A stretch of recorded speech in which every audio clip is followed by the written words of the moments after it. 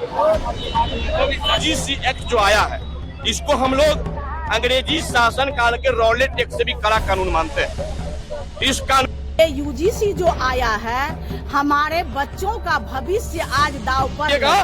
तो इस सवर्ण समाज के जागरूक युवा अपने बच्चों को भविष्य बचाने के लिए अभी तो सड़क पे है, लाठी डंडे जेल भी जाना पड़ेगा तो जाने को तैयार है।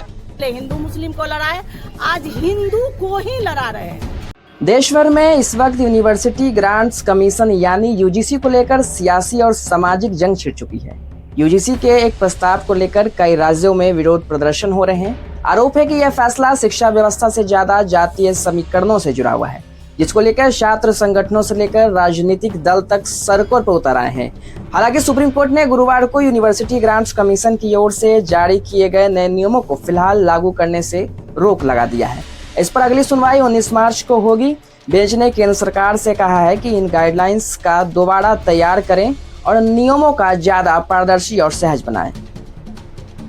तो अब हम बात करते हैं असल मुद्दे पर कि आखिर यूजीसी का ये नया नियम क्या है और क्यों पूरे देश में इसको लेकर माहौल गर्मा सा गया है।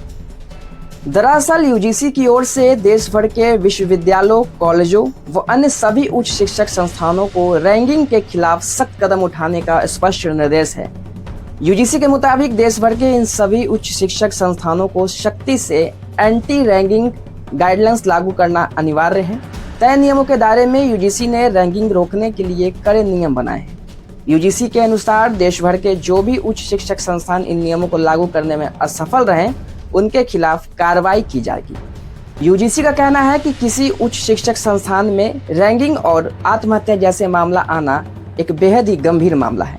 ऐसे मामले में गहन जांच की जाएगी और संबंधित विश्वविद्यालयों को इसके लिए समन किया जाएगा।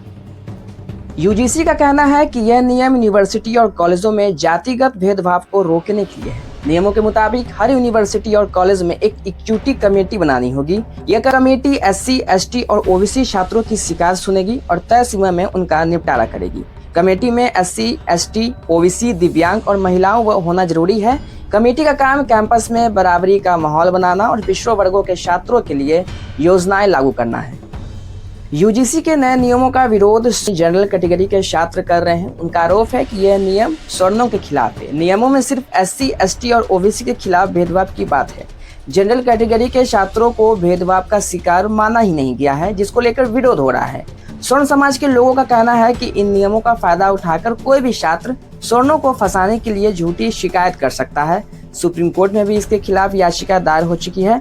याचिका में कहा गया है कि यह यूजीसी एक्ट और उच्च शिक्षा में समान अवसर की भावना के खिलाफ है।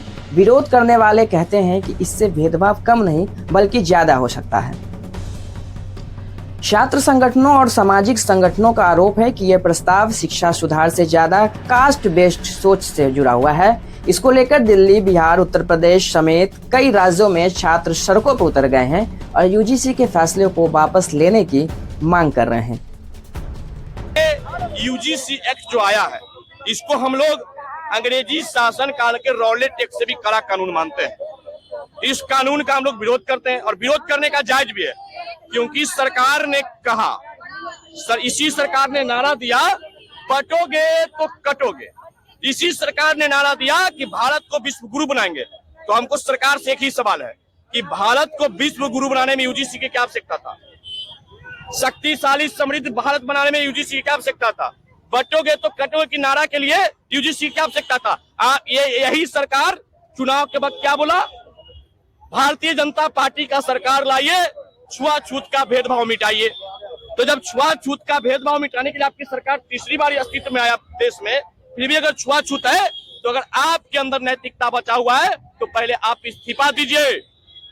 अगर आप अपनी गलती छुपाने के लिए सवर्णों को गला दबाइएगा, तो इस सवर्ण समाज के जागरूक युवा अपने बच्चों को भविष्य बचाने के लिए अभी तो सड़क पे है, लाठी डंडे जेल भी जाना पड़ेगा तो जाने को तैयार है। क्योंकि हम लोग मंगल पांडे जी के वंशज हैं, हम लोग भगत सिंह के जैसा फौलादी हैं। हम लोग डरने वाला नहीं है, लड़ने वाला कौम में से आते हैं। जिस भारतीय जनता पार्टी को बिहार में अस्तित्व बचाने के लिए हम ही सबने लाठी डंडे खाया।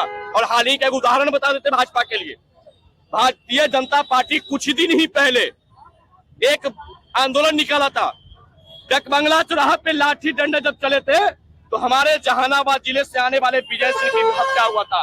वो भी सवर्ण समाज से आते थे, यही सवर्ण ने प्राण की आहुति देकर के भाजपा को अस्तित्व लाया। अगर ये भाजपा हमारा अस्तित्व मिटाने की बात करेगा तो हम जैसे लाखों युवा मरने मिटने को तैयार है, लेकिन इस भाजपा को नस्ताबूद कर देंगे। बिल को वापस इसको हम यूजीसी, जिसको कि हम लोग आम भाषा में नहीं समझ पाते हैं, लेकिन जब हम इसको समझने का कोशिश किए तो मुझे सरकार से बहुत ज्यादा ये इस चीज पर आ रहा है परेशानी, गुस्सा कि क्या है ये, क्यों तोड़ने का कोशिश कर रहे हैं। पहले धर्म के नाम पर हिंदू मुस्लिम ये करके तो उसको भी चलो थोड़ी देर के लिए हटाए कि हमारे धर्म को स्थापना कर रहे हैं। उसके बाद आपने अच्छे अच्छे भी काम किए, बहुत किए, लेकिन ये यूजीसी जो आया है हमारे बच्चों का भविष्य आज दांव पर लग गया।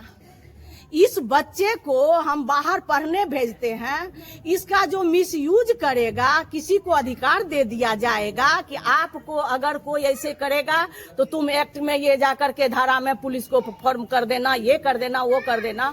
तो कल के बच्चे आपस में कुछ ना कुछ के लिए थोड़ा सा हो ही जाता है लड़ाई, लेकिन ये सरकार लड़ाने का क्यों कोशिश कर रहे हैं। पहले हिंदू मुस्लिम को लड़ाए, आज हिंदू को ही लड़ा रहे हैं। अब हमारे देश में हिंदू को कितने वर्गों में बांट करके इसको अलग करने का, तोड़ने का प्रयास किया जा रहा है। क्यों किया जा रहा है? इस एक्ट को बनाने का क्या मतलब है? आपने पहले आरक्षण के नाम पर किया, किसके बच्चे, जरूरत है कि जो ओबीसी के बच्चे हैं वही मानसिक रूप से खराब हो सकते हैं, शारीरिक रूप से खराब हो सकते हैं, सवर्ण के बच्चे नहीं हैं, वो भी विकलांग हैं। किसी को भी विकलांग को विकलांग, आपको अंधे को अंधे कहिएगा तो बुरा लगेगा। ये औपचारिकता अलग थी, लेकिन आज आप मिसयूज करवा रहे हैं बच्चे को अधिकार दे करके कि आपको कोई कुछ कहेगा तो आप इसमें ये कर दीजिएगा। सवर्ण के बच्चे को जीने नहीं दीजिए।